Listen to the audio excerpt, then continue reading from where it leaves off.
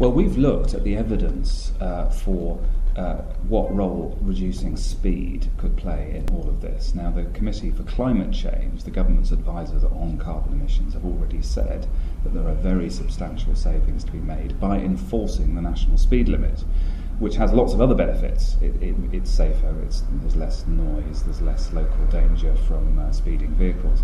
The thing about average speed cameras is a very effective way of getting people to obey the speed limit. So what you get is 49% fewer accidents, you get a big reduction in carbon emissions, but also, interestingly, you get less convictions because people don't speed. So it's a win all round as far as we can see. Mr. Brian Mooney, spokesperson for the Association of British Drivers, what do you make of this report? I've had a chance to look at the Sustainable Development Commission's report, and to be honest, there's nothing new there.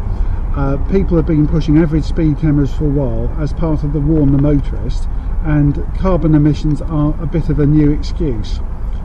Average speed cameras penalise people whose average speed drifts above a limit, and that means that your eyes can be glued to the speedometer rather than the road. To me, that's not good concentration and not good for road safety. Mr. Richard Hebditch, Campaigns Director for Campaigns for a Better Transport, what do you think about the Sustainable Development Commission's proposal? We're very supportive of the proposal. Looking at speed is one of those areas that people often forget that in terms of how that can help in terms of reducing the amount of emissions we've got from transport.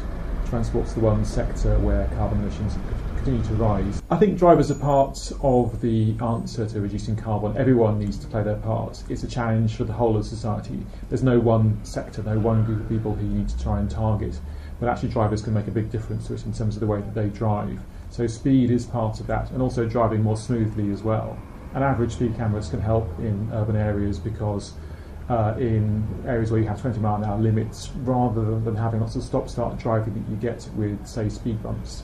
If you have things like average speed cameras, you get smoother traffic flow, as cars aren't accelerating and then braking as they come up to a speed hump. They're actually driving at a more smooth speed, which is better in terms of CO2 as well. What do members of the public think about using average speed cameras to reduce carbon emissions? I'm for speed limits, but I'm not sure about all over Britain with cameras. To be honest, I'm neither here nor there about it. I really don't think it would work, considering the cost factor. In all honesty, it doesn't really have a major impact if you implement all these speed cameras. To me, it sounds like revenue raising. I think we've got enough cameras as it is, so I think that's a good idea. What does Mr. Lee, Chief Executive Officer of the Sustainable Development Commission, make of the public's responses? A lot of people, interestingly at the moment, interpret this as part of an agenda which is all linked to, because of climate change, everyone is going to be told what to do. And, it's a sort of command and control approach.